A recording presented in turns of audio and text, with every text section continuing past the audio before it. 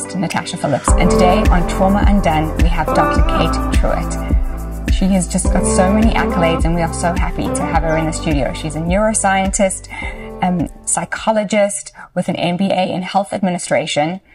She has dedicated her life to the treatment of trauma and stress-related disorders. Kate, we are so happy to have you in the studio with us today. Thank you for having me, Natasha. So how did you get into dealing with trauma and stress? Well, like everybody, I'm a human, and I had my own experiences growing up, and coming out to Los Angeles when I was 18 years old, I realized that I was carrying a lot of those experiences. And one of those was really debilitating social anxiety.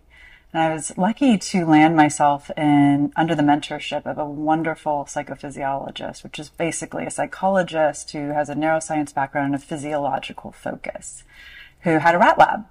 And I got to internship and work in his rat lab and start exploring fear paradigms. And it completely started to shift the way I interacted with the world, because the more I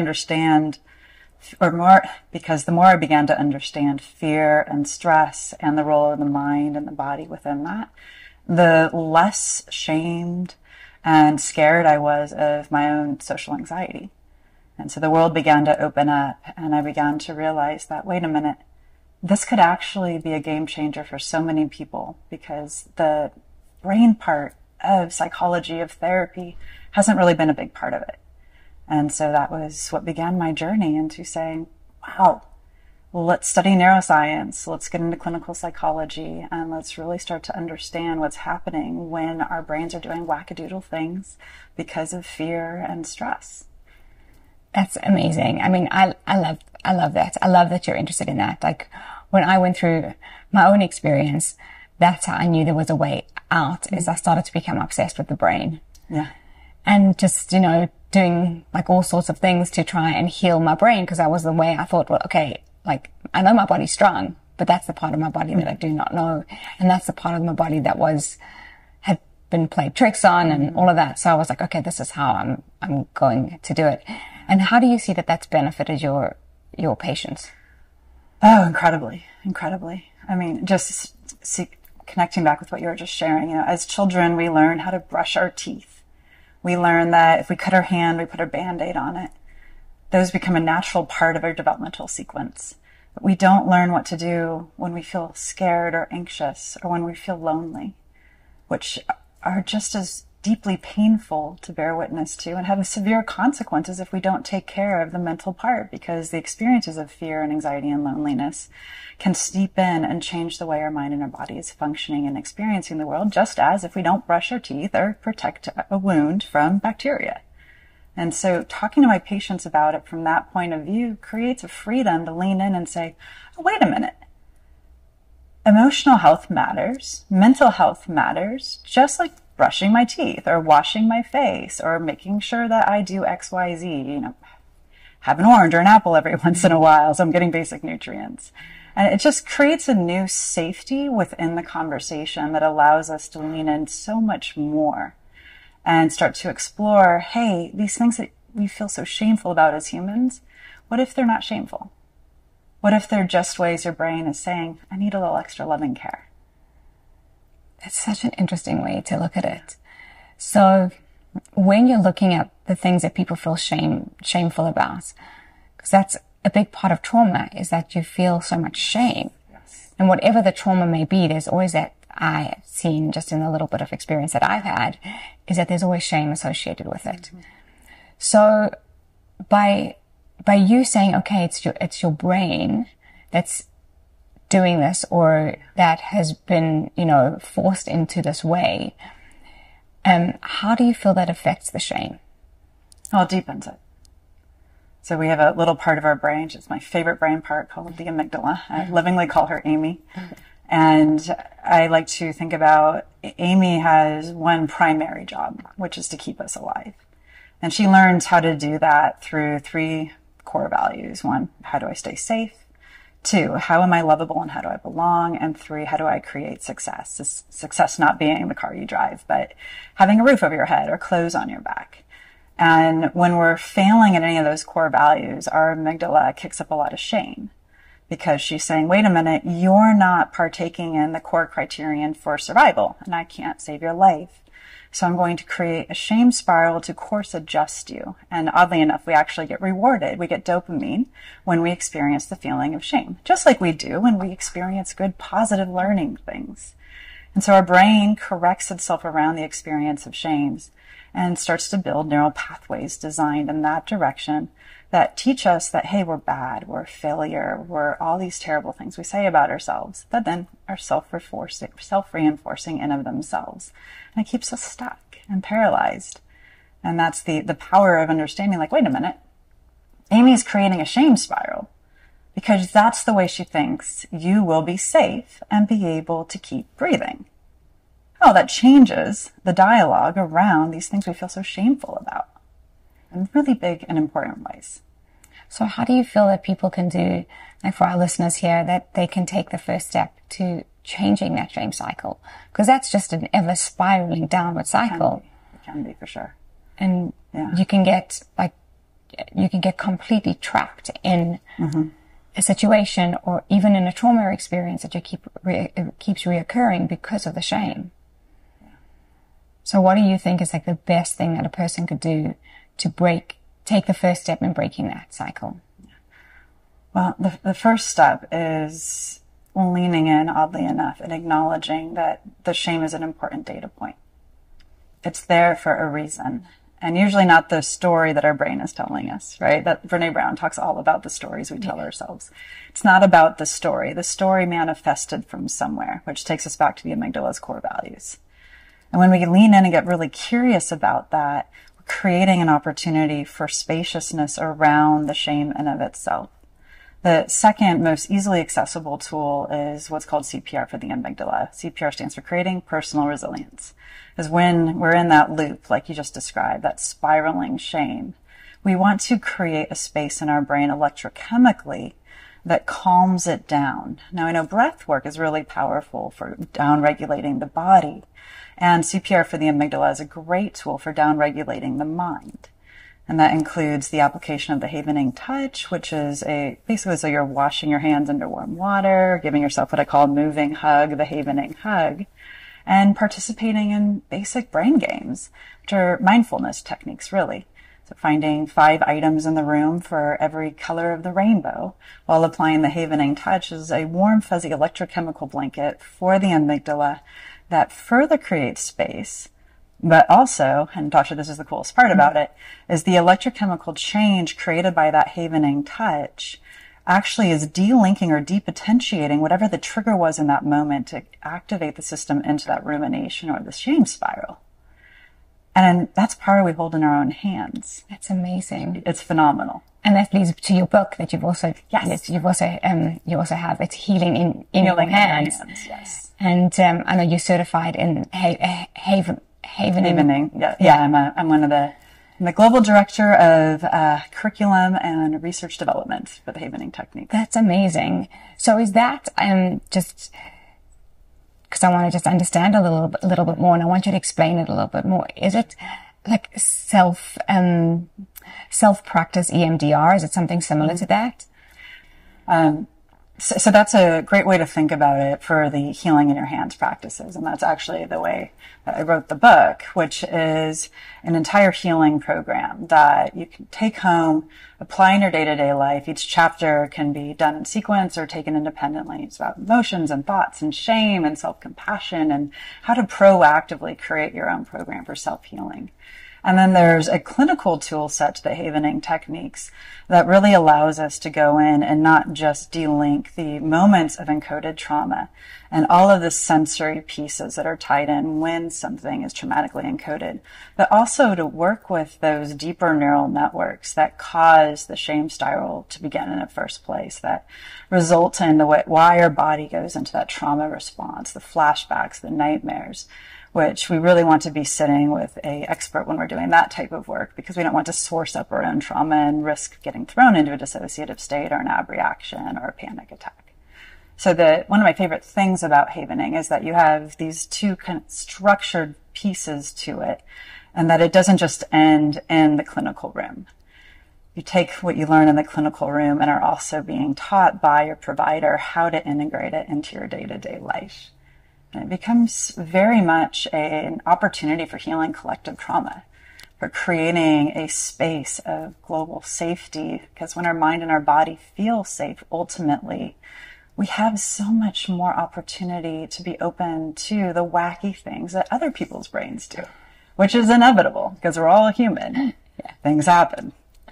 So true. So, the book, is it standalone? Like, could you just get the book and practice it on your own and see, you obviously will see results, you'll see changes in your behavior and your stress levels.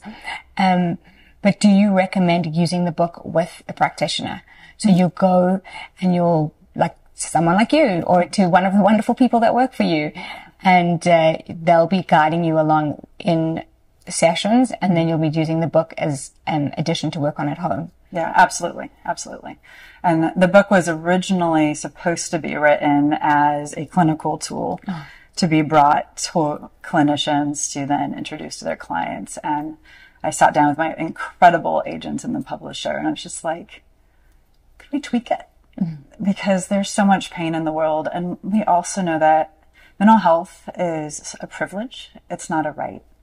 And the havening techniques open up a new space for people to really reconnect with their mind and their body in a different way, and to connect with their inherent healing powers that, you know, until we got really into the field of neuroscience, we didn't even know we had. You know, we will recover from a paper cut. Our brain actually has the capacity to recover from deep wounds, and now we know how. And the book is designed to be a adjunctive to clinical therapy, like you said, and an independent healing program for those who can't access their own care, you know, or just feel like it's scary to do so because of stigma or cultural considerations, familial considerations, so much more. That's amazing. I mean, it's incredible that you've done this book and you're getting it out to people, because I am in the same belief, hence we are sitting on this couch today, that, you know, there is so much trauma. Like, you know, I've had my own experience, everybody who sits on the couch, like, it's amazing to hear, like, you know, everyone who comes here and sits on the couch, they have their own story as to how they got there. And the reason that they're so invested is because they've had some kind of trauma themselves and are working through it. But I mean, you are involved with, not only with this, you're also involved working with PTSD and other forms of trauma. So I mean, there's so many avenues to go about it.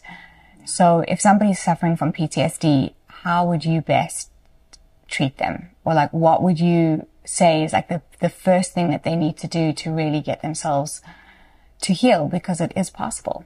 Yeah. Well, there's two answers to that question. One is, do they have access to care and support, or are they mired in one of the deeply painful side effects of PTSD, where the system does take control and we move into greater and greater states of isolation and disconnect from the world around us? And so if there's support, if there's space, it's leaning on those support individuals. It's starting to have the conversations. I had PTSD for 5 years. And I used to wish that I had a card that I could carry around, that I could just be like, I have PTSD. What you just witnessed was a flashback. Thank you very much. You have a glass of water. Right? It's starting to normalize those experiences so that the amygdala can't chew on the shame and create even deeper and deeper levels of distress. When we've gotten into those really devastating states of deep isolation, then it's first leaning into that self-compassion. It's using the tools that are in the book, which is why I wrote the book. It's giving voice to the fact that this is happening, and hopefully finding some way to watch your show or to find resources that start to create an understanding that PTSD is a thing that the brain does. It's not who we are. And creating that openness to start saying, how do I get some additional support? What free resources are out in the world? Who can I reach out to, even if I haven't spoken to them in a very long time, who might understand this and be able to hold some space for me Even that's why I started my TikTok channels. There's so many people who are in desperate isolation, and create a channel. It's just like, ask me a question. Every day I answer a question. And it's just information. It helps normalize so much. And that can be a really powerful step of the healing journey. Just even going on TikTok or on YouTube and saying, okay, I'm going to look at something that is trauma informed, not trauma triggering. That's a big part. And see what I can learn about why my brain's doing this thing. And then seeing if there's a tool out there and leaning in and trying the tool. And having self-compassion when, hey, maybe all I can do is watch a video and I can't do much else today.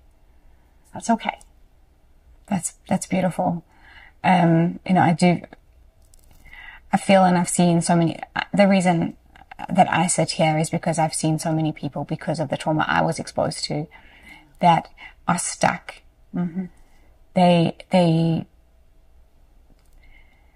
feel like, it feels like to me, and it's probably not, but they just feel like they've like lost hope on finding a way to improve their circumstances and to heal their brain. And that's why I do this, is because I believe there should be hope for everybody, and everybody has that possibility and that ability to heal. So, and some people are, you know, going back to the shame, are so shameful of it that they don't even want to admit it to themselves. Mm-hmm. So how do you get across to them? How do you get a message to them in a way that it's going to be accepting and they're going to feel like, okay, this is something I can do? Yeah. I think especially when we start talking about hopelessness, then there's also the element that rides shotgun with that of suicidal considerations. Does it feel like we simply can't keep going?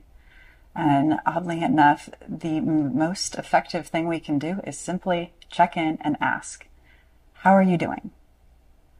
I'm here for you. Can I get you something?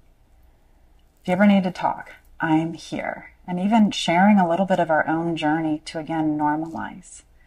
Like, hey, I've been through hard moments in my life. I'm not going to trauma dump on you, but I just want you to know, I know hard things happen, and if you're going through some hard stuff, I'm here. And that simple act gives permission, and sometimes that permission is a seed that gets planted, and it may not manifest for 4 or 5, 6 months, which can be really tiring, but it can be a game changer. It opens a door. And when it comes to a loss of hope, and especially looking at suicidal considerations, it's really important to me that everybody understand that thoughts of suicide are a human condition. It's what happens when our brain goes, I don't see a way out of the incredible pain I'm in. Remember, our brain strives to save our lives and keep us alive. And if the only way out of the desperate agony of life is to stop breathing, it makes sense. It doesn't mean they want to die. It just means the pain is that big. But the worst thing we can do is to say, hey, have you thought about how this might impact other people? Don't ever want to say that. And why is that? Because a lot of the reason why people are feeling that desperately heavy and dark is because they already feel like they're such a painful burden on the world around them. That makes sense. Yeah. So instead it's saying, hey, not only are you not a burden, I'm here. When or if you ever are ready, I'm here. That's great, great, great advice. So I want to go back to your book and say, so how do you work through it? Is it a book that you read? Is it a book that you take slowly and you work through each chapter? There's it's funny. Why I just started chuckling. My husband read it, bless his kind heart. And he's like, this is really well written. I'm not doing any of the exercises. I'm not yet there in my self-actualizing journey. For context, he's an engineer. He works in corporate America. But I mean, that was such an interesting insight to me, and also an element of success for me, in that I wrote a book that even if you don't do a single exercise, it helps people think differently about the world around them. Yeah. I've had clients and colleagues who take it, page 0 all the way to the end and work through the entire program. and share with me huge benefits. I've also assigned specific exercises to people and the components of the chapters surrounding those exercises as appropriate with our patients. And they eventually get around to reading other parts of the book, but they also see it very beneficial. So it can be piecemeal, it can be from page 0 to the end, or you can just read it as a general book and maybe circle back to it later. All options are on the table. And that was a really important part of how I wrote it, because so many people, especially when we're depressed or when we're in exhausting anxiety, reading a book feels impossible. But if we can read a paragraph or two and have an exercise that, with the application of the Havening touch, we notice almost an immediate shift right away in how our brain's functioning, maybe they can read a couple more paragraphs. It's helpful. That is helpful. Do you mind showing us going through what the Havening touch is? Yes, okay. Absolutely. So the Havening touch creates a specific electrochemical change in the brain. It enhances the presence of a lot of very calming neurochemicals such as GABA, serotonin, oxytocin, which is that kind of lovey-good connection hormone. And then while enhancing those, it's bringing down feelings of stress and norepinephrine and cortisol. And it's actually decreasing blood pressure. We've got a lot of really great science behind it. So the first touch they found, there's 3 primary touches that have been shown in the literature to be most effective in terms of creating this change that we're looking for. One is, like I just described, washing your palms under warm water. If you remember at the beginning of the pandemic, everybody was washing their hands and singing Old MacDonald or whatever it was. Well, those of us who are trained in the Havening techniques were delighted, because that in of itself is a version of CPR for the amygdala. The second touch is that moving hug. And it's just like you're giving yourself a warm, fuzzy hug. And as you're doing, you can go up and down. That feels more comfortable for some people. Some people prefer just going in one direction. And what I love about these tools is these motions are all about what is soothing and acceptable to your system. And that's particularly important for people who've had touch weaponized against them, which is a lot of the clients that we work with, survivors. And so the palm might be the only thing that feels safe. Or if that doesn't feel safe, wrapping a blanket around the shoulders and havening the blanket, or even havening a stuffed animal, our brain will internalize the experience of the motions because of little neurons called mirror neurons. And then the final is across the brow. If you've ever had a stress headache, you might have done this motion. Well, this is why. And the other is wrapping your cheekbones around your eyes. And we can do all 4. We can do any of them in any order. It's a great opportunity to connect with what feels comfortable and soothing. On my social media channels, I get so much feedback from my people that share with me, I've been doing this forever. Or, wow, I used to pick my nails all the time, and now I do palm havening, and I stopped picking my nails altogether because it's a learning redirect. What they're trying to do is self-soothe. And now they're actually self-soothing. That's incredibly interesting. Yeah. So these motions interact with tiny little fibers in our skin that go straight up to our brain and do a bunch of really cool things that we don't need to get into. And then the brain goes, awesome. We always want to be giving our brain a job while we're applying the havening touch. And so that's where we have all the different protocols. And the book is just full of protocols. But the CPR for the amygdala, as I mentioned, is about brain games. And I usually recommend 3 distinct brain games to give the system time to experience the shift. So it could be 5 items in your space or that you can think of for every color of the rainbow. If singing's comfortable, singing a couple rounds of a childhood song. I usually recommend something benign. I had one client who's like, I just want to sing Elliott Smith. And I was like, well, good for you, but let's not do that. 9 Inch Nails, well, Trent's wonderful, and let's not do that. How about something else a little benign? Because our amygdala is always listening. And then we can do A to Z finding bands for any bands you can think of, every letter of the alphabet. That's 3 distinct distractions, which gives the brain time to release and let go. And we just keep washing, rinsing, and repeating until the amygdala is going, ha. And that's the simplest one. Yeah. And it's really effective. Anytime we start to notice that what I call a yellow flag is being thrown in our day-to-day life, that's our amygdala going, pay attention. And if we ignore it, Well, as Oprah says, whispers become roars. That's so true. If we connect and turn in and go, oh, okay, yellow flag, got it, it won't go to a red flag, and especially because we have a tool. And then double bonus is a side breath exercise, which is a breathing exercise where you also apply the havening touch while doing it, and then you're done regulating the body and the brain. If breathing is safe. We know for some people breathing takes a little time because it's a special request of the system if they're not used to breathing, like I wasn't for many years. It's so interesting when we did this. Yeah. Even now doing it, like the hairs on the back of my neck kind of stand up. It's like such a, so strange to just doing this, and I can actually feel it through my whole body. Yeah. It's the one I had the biggest reaction to while we were doing that. And when you say hairs on the back of your neck standing up in a positive, it's kind of a complicated way. No, let me feel this again. It's more positive than a complicated way. Not like a cat on it's not, it's just like awakening. Should I say it's like an awakening. I can feel it all the way like back here. It's just, it's strange. Like, just by doing that simple movement and to feel that. So I want to get a little bit more into the brain. All right, let's do it. Because I am so obsessed with it.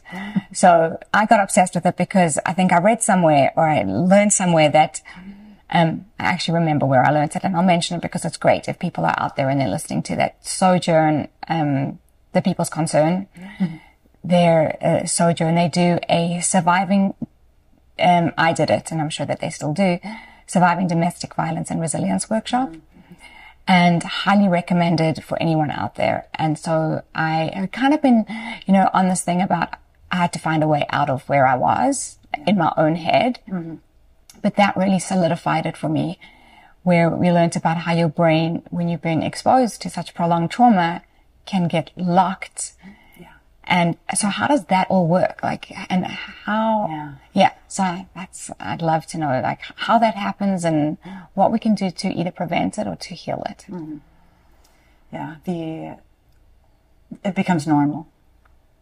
And especially with interpersonal violence, and I don't know what your experience was, but there tends to be a grooming, there's a whole level of kind of ebbing, waxing and waning between what's happening within the dynamic. And like I said, the amygdala's primary job throughout our lives is to make sure we stay alive. And so if we're in a situation where it is ongoing chaos, our brain is going to be learning the patterns of that chaos. And especially in domestic violence, it's very similar to a child growing up in an abusive household where if we're beholden to the individual, and there's so many reasons why we can feel beholden in a relationship, where we don't feel like we can get out. That's the biggest thing, inescapability. Then our brain starts to assign reason, because when there's reason, we can take action, and the reason becomes deeply internalized.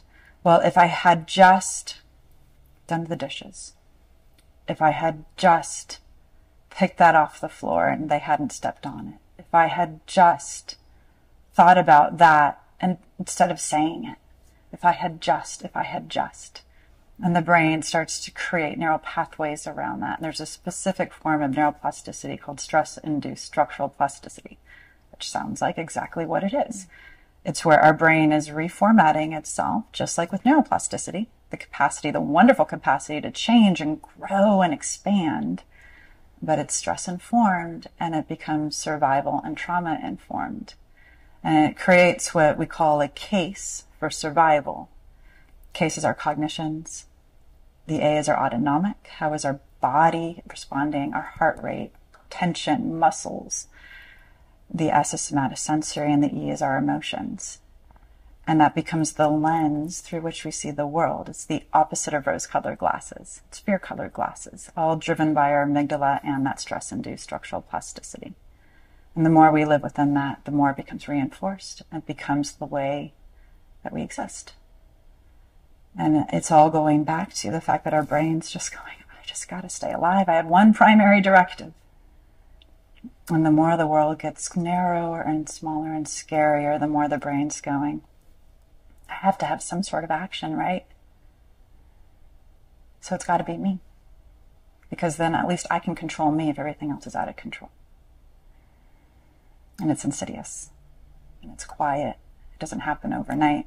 Acute trauma is kind of nice that way. Yeah. It's like, there was a thing, and now I have trauma. There's freedom in that in a way.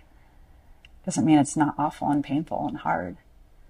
But when it's slow and insidious and it's confused with love and attachment, it's even worse. So it sounds like it's a lot more structured and not as plastic in the brain when you get into that state. Mm-hmm. So then how do you move from that back into plasticity? Yeah. Well, the good news is they're both plasticity. Oh, okay. Yeah. So it just sounds so much more structured and rigid. Well, no, you're exactly right, because it's about life and death. And so we talk about it like you've got the case for survival, and that is your super freeway, right? That's your HOV lane in California. Mm-hmm. And then neuroplasticity is over here. There's 5 lanes of it, but you can't even access it because you're over here stuck in the HOV lane, and it's a double yellow line, and you can't get out. And in fact, all life experiences are now just going to go right into that HOV lane of survival and fear and define that process, because that's all that matters. The good news is the other lanes are there. It's just a matter of how do we get through, how do we get out of that HOV lane? And for some of us, it's an HOV lane with a concrete barrier that's 20 feet high. So how do we jackhammer our way out of that? And that's what you're saying, that just being really locked in it. And that is where these newer trauma reprocessing modalities have become major game changers. So, thank goodness for Dr. Francine Shapiro. May she rest in peace. She gave the world of trauma therapy an incredible gift when she refused to step aside when people kept telling her EMDR was weird. No, she's like, this is real stuff. I believe in it, and I'm going to fight for it. And now it's a renowned treatment modality. And that modality has given birth to other modalities. And havening is very similar principles. I trained in EMDR back in 2004. And I think about havening as kind of EMDR like 20.0. Because it utilizes very, very similar principles. And we actually integrate a lot of havening with our EMDR work. Because Francine was brilliant, don't get me wrong. Mm-hmm. But the havening, because of its engaging these specific fibers, is that warm, fuzzy security blanket around the amygdala. And in the treatment space, we can target that case for trauma, the case for survival, and those specific case elements with the protocols that we use in treatment. So that a lifetime, a 20-year relationship of being shamed daily, and the brain learning that I just am bad, and buying in so fully, because that meant that was survival. Or a 40-year relationship with feeling broken because of different experiences in the childhood home can actually be healed and released. And that's really amazing. The brain is neuroplastic, ultimately. It's amazing. I'm so fascinated by it. So I'm going to go back to your freeway analogy. Mm-hmm. So you break out of the HOV lane, and now you're moving around. Then what? Kind of like, what do you do? Yeah. And number 2, there's no concrete barrier to stop you from going back into the HOV lane. So how do you keep yourself regulated and in that space, like flowing? And it also could be overwhelming to, like, once you get out to the other side, it's like, now what? I've got so many options and choices. Yes, absolutely. So in our treatment model, we focus on 2 big things. We heal and we build. Okay. A lot of classic psychotherapy has been, and I would say our field historically has been really mired in this idea of there are problems, we focus on the problems. Once the problems go away, you move on. Well, that creates the space for exactly what you just described. I don't know where to go. I don't know what to do. And that's literally what can be happening in the brain. We don't have these other resilient frameworks that really healthy case for self developed, because the case has been tied over here to survival and trauma. And so a huge part of the program is always going to be helping the brain release what has kept us stuck on the HOV lane, paralyzed in the super freeway of trauma. And also now building those new neural pathways so that if we want to, we can exit the freeway and go to Ojai or, hey, let's go to Palm Springs for the weekend. Our brain can start to lean into and develop really strong neural connections to these more resilient frameworks, these more healthy, empowered ways of being. Because the other thing that happens is when we're stuck in the HOV lane, the super freeway of survival and trauma, well, our brains have a hard time living that way. So we do what? We cope. How do we cope? What I call easy buttons. Substances, food, self-injury. I mean, they don't sound easy when we're living in them, but that's the way our brain downregulates from the ongoing chronic stress. It's finding a way to disassociate. Yeah, exactly. Exactly. Or we just disassociate. Yep. Which in some instances is kind of a remaining superpower for some of us survivors. Like, oh, I know what to do here. But we need to have that be in the lanes of options that we know how to be in healthy relationship with. And so out of all the modalities that I've studied, and I have, as far as I know, studied all of what we call the ABC soup of trauma treatment, because there's a lot of acronyms out there. This is the havening and, the healing and the hands opportunity of doing this ongoing homework too, which sponsors the work so much more. It's the only modality that works directly with the encoded trauma and the subsequent consequences. And the things that's really cool about havening is it's a bolt-on. It's not a therapeutic model like EMDR or internal family systems or cognitive processing therapy. It can be integrated into any of those modalities to help the brain get off that fear freeway and start building the neural links, which then creates greater success for the other more traditional psychotherapeutic models. So it's complementary to all of it because if we're walking around, we've got amygdalae. And if those amygdalae are freaked out, well, they're freaked out. Got to help them out. Yeah. Dr. Kate, it has been so fascinating sitting here with you. We're coming towards the end of our time, unfortunately. But I wanted to ask you, for somebody out there who's listening, what would you say is you feel is the number one first step to take to healing?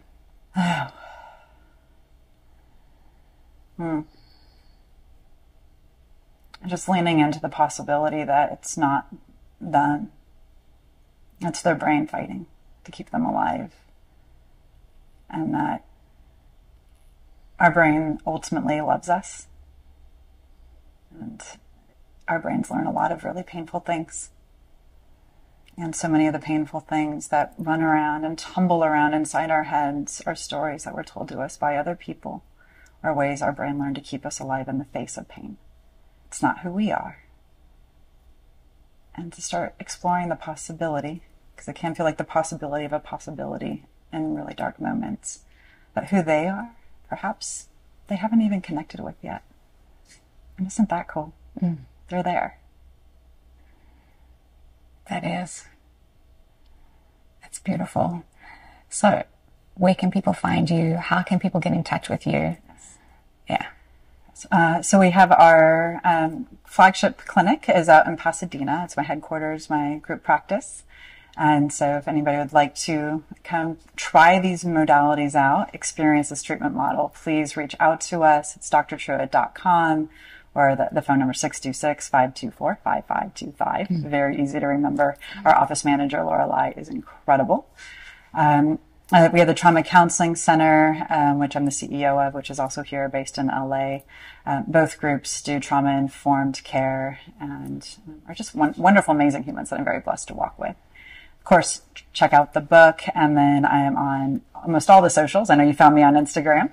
I also have a YouTube channel, and it's so much fun. I do 2 videos a week, one psychoeducational and then one guided healing practice that includes havening. And then the TikTok channel is a great way to just advance your understanding of trauma and ask me questions because I'll respond. Love the TikTok. It's so much fun. I mean, I'm a little bit of a talking head on there, but it's just been really great getting to have this space to share this information with people. And I thank you very much for inviting me to share with you and your audience. Well, thank you so much for being here with us. But I do have one quick question about your practice. Do you do anything remotely? Yes. So you also work remotely? So anywhere in California. And then we also have one of our practitioners, Kayla, who is a phenomenal specialist in attachment trauma. And working also with medical trauma, which is a rare specialization. She's also licensed in Colorado. And then another one of our psychologists, Justin, is also licensed in Hawaii. So we can spread a little bit out beyond that. But yes, we can do fully remote, and we are looking towards opening up our doors very, very soon as they finish replacing our roof on the new office suite. That's exciting. Yes. Well, Dr. Kate, thank you so much for being with us. It's been an honor. I could have been spoken to you for hours. So much to say about the brain. I know, it's so cool. So thank you so much. And thank you so much for watching Trauma Undone, and stay with us for next time.